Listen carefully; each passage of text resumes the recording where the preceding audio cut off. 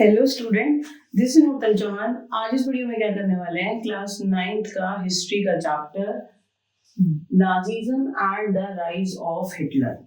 ठीक है, ये चैप्टर आपको ना बहुत अच्छा लगने वाला है क्योंकि हिटलर कहीं ना कहीं आपने सुना ही है। ठीक है, 5th 6th 7th में आपने कहीं मूवी में कहीं अपने बुक्स में देखा होगा हिटलर के बारे में। अनोखी सी पर्सनालिटी है। तो वो कैसे जर्मनी में पावर में आए, ठीक है, और कैसे सेकेंड वर्ल्ड वॉर में हारे। फर्स्ट वर्ल्ड वॉर और सेकेंड वर्ल्ड वॉर पढ़ने वाले हैं, जर्मनी के बारे में पढ़ने वाले हैं, और नाजिज्म एक स्पेशल आइडियोलॉजी है। ठीक है, उसके बारे में हम पढ़ने वाले हैं जो हिटलर ने इंट्रोड्यूस किया। ठीक है, तो वन बाय वन हम ये सारी चीजों को देखेंगे। इससे पहले कि मैं आपको first world war, second world war और चैप्टर के जो मेजर पोर्शन है उसके ऊपर लेके चलूं, पहले इसका इंट्रोडक्शन समझ लेते हैं। क्योंकि जो इसका इंट्रोडक्शन है ना, वो लगता है कि चैप्टर तो हिटलर के बारे में होना चाहिए, लेकिन कहाँ से शुरू कर दिया, एक स्टोरी से उन्होंने शुरू करा है, तो वो देख लेते हैं। मेरा एक बार देखो।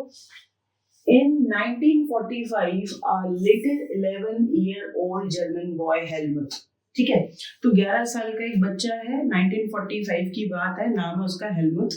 ठीक है, तो वो अपने मम्मी पापा के ना डिस्कशन को सुनता है। चैप्टर इसी स्टोरी से शुरू होता है और बहुत जरूरी है ये स्टोरी पूरे चैप्टर को कनेक्ट करके रखेगी। तो आज ये आपको पता चलनी चाहिए कि 11 साल का बच्चा है, रात को बेड पे सोया हुआ है, अचानक से उसके मम्मी पापा कुछ कन्वर्सेशन करते हैं और वो उसको सुनता है।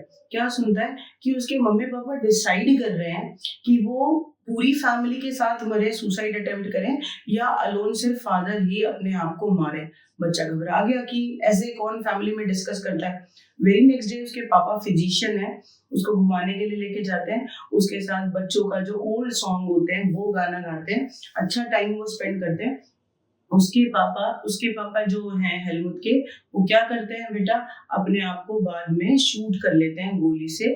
ठीक है, बच्चे ने अपने पापा को देखा है खून में और कैसे उन्होंने सुसाइड करी है, तो अपसेट तो बच्चा हो गई। आगे के 9 साल के लिए बच्चा अपनी माँ के हाथ से खाना नहीं खाता है। उसको डर लगता है माँ ने पॉइजन मिला दिया तो। उसके दिमाग में रहता है डिस्कशन कि पूरी फैमिली मरे या एंटायर पूरी फैमिली मरे, या फिर क्या करें, अकेले ही सुसाइड करें। तो उसको लगता है उसकी माँ ने उसके खाने में जहर मिला दिया तो नहीं मरना चाहता, तो उस डर के मारे वो अपनी मम्मी के हाथ से अगले 9 साल के लिए खाना नहीं खाता। अब आपको लगा होगा इस स्टोरी के अंदर कि जर्मनी के एक बच्चे की स्टोरी मैम क्यों सुना रहे हैं, चैप्टर को यहाँ से क्यों शुरू किया गया। हिटलर के बारे में बोलते, ठीक है, फर्स्ट वर्ल्ड वॉर के बारे में बोलते, सेकेंड वर्ल्ड वॉर के बारे में बोलते, लेकिन जर्मनी के 11 साल के बच्चे की स्टोरी आपको क्यों सुनाई गई। पता है क्यों? क्योंकि उस बच्चे का जो फादर है वो नाजीज्म का सपोर्टर था, वो हिटलर का सपोर्टर था। ठीक है, और ड्यूरिंग द नाजी पीरियड, जब तक हिटलर सत्ता में थे, ठीक है, तो क्या था बेटा, ये लोग सब पावर में थे और उन्होंने दूसरी जाति के लोगों के लिए, जैसे स्पेशल नाम मैं लूंगी, ज्यूस, ठीक है, उनके ऊपर बहुत अत्याचार करा। सेकेंड वर्ल्ड वॉर के बाद हिटलर गया हार, तो उसके बाद इन सबको डर लग रहा था। हेलमुथ की फैमिली या जितनी भी जर्मनी में नाजीज्म को फॉलो करने वाली फैमिली है, सबको यही डर लग रहा था कि अब अलायंस पावर हमारे ऊपर अत्याचार करेंगे, हम सेकेंड वर्ल्ड वॉर में हार गए। देखो बेटे, टिट फॉर टैट, जैसा करोगे वैसा भरोगे ना।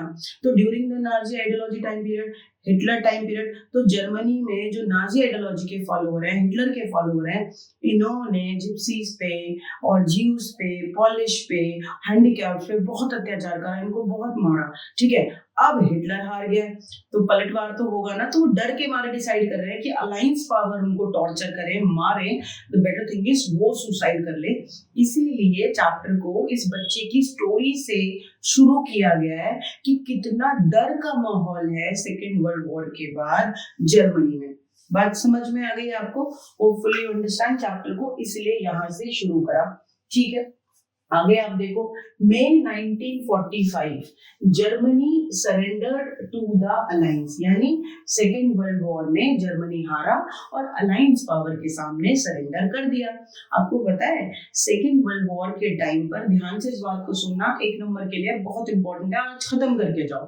ठीक है, क्या कि जब सेकेंड वर्ल्ड वॉर हुआ 1939 से लेके 45 के बीच में, तो यूरोपियन कंट्री दो भागों में बट गई, अलायंस और एक्सेस, अलायंस और एक्सेस। ठीक है, तो सेकेंड वर्ल्ड वॉर हुआ 39 से लेके 45 के बीच में, और अलायंस और एक्सेस पावर में पूरे यूरोपियन कंट्रीज बढ़ गए। कुछ कहाँ चले गए अलायंस पावर में और कुछ कहाँ चले गए एक्सेस में। ठीक है, तो अलायंस में कौन है? यूके है, फ्रांस है, यूएसएसआर है और यूएसए है। बात समझ में आ गई? सारी बड़ी ताकतें अलायंस में है। ठीक है, और एक्सेस पावर में कौन है? Germany, Italy, Japan. इसके अलावा भी कंट्रीज हैं, लेकिन क्योंकि चैप्टर में इनको हाईलाइटेड पढ़ने वाले हैं, इसीलिए इन सारे कंट्रीज का नाम यहाँ पर रखा गया है। ठीक है, hopefully you understand. Second world war के टाइम पर जब 39 से 45 के बीच में लड़ाई हुई तो यूरोपियन कंट्री दो भागों में बढ़ गई। ठीक है, अलायंस में कौन चला गया? यूके, फ्रांस, यूएसएसआर और यूएसए। एक्सिस पावर में कौन चला गया? जर्मनी, इटली और जापान। ठीक है, इतनी बात आपको समझ में आ गई। Plus sorry, his ministers Goebbels and his family committed suicide in his Berlin bunker in April. अब आप अगर सेकेंड वर्ल्ड वॉर में हारोगे, बेइज्जती होगी, तो सुसाइड ही तो करना पड़ेगा। वर्ल्ड वाइड पूरे विश्व की कंट्रीज के सामने बेइज्जती हो रही है ना। तो जर्मनी के जो मिनिस्टर है हिटलर के, ठीक है, क्या नाम है? गोबेल्स। इन्होंने अपनी फैमिली के साथ बर्लिन बंकर में एक जगह पर सुसाइड अटेम्प्ट कर ली। आप देख रहे हैं कि फैमिलीज तो छोड़ो, जो हिटलर को सपोर्ट करती है जर्मनी में, वो सुसाइड का सोच रही है और कर रही है। उसके मिनिस्टर भी सेकेंड वर्ल्ड वॉर में हारने के बाद, अलायंस पावर के सामने सरेंडर करने के बाद, वो भी सुसाइड अटेम्प्ट कर रहे हैं। और उनमें बड़ा नाम क्या है? गोबेल्स। ठीक है, उन्होंने और उनकी फैमिली ने सुसाइड अटेम्प्ट कर लिया। इसके बाद देखो बेटा, जब भी अलायंस पावर और एक्सिस पावर या कहीं पर भी लड़ाई होगी ना दो ग्रुप के बीच में, एक हारेगा और जीतेगा, तो जीतने वाला अपनी शर्तें थोप देता है हारने वाले के ऊपर। बात समझ में आ गई आपको? अब जो हार जाएगा उसको वो सारी चीजें माननी पड़ेंगी, है ना।